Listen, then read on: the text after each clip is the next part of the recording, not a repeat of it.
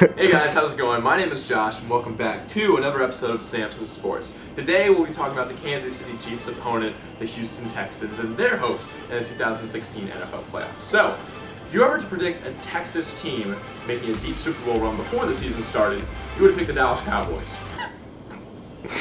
You were wrong. It's the Houston Texans that are actually in the playoffs.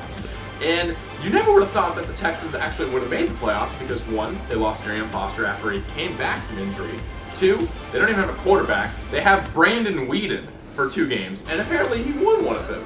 So if you were looking at this division, you would also think that Andrew Luck and the Colts would have won the division. But guess what? They didn't!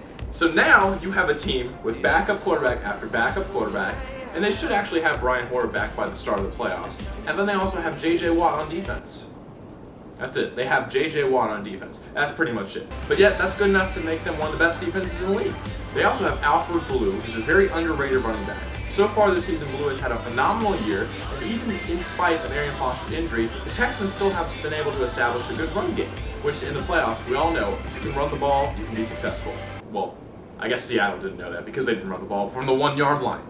But anyway, I like the Texans' chances if they are able to establish the run game in the playoffs. Be able to run the ball with Blue and then throw it up on those deep plays on third down, maybe a couple play action passes to arguably the best breakout player this year in DeAndre Hopkins. I think they have a good shot of actually troubling the Kansas City Chiefs in the playoffs. But it all comes down to, can that offense have a good enough pass game against this very tough Kansas City defense? But we'll talk about the predictions in a bit. Thank you so much for joining us. Leave a like if you liked it. And also, I will see you guys next time.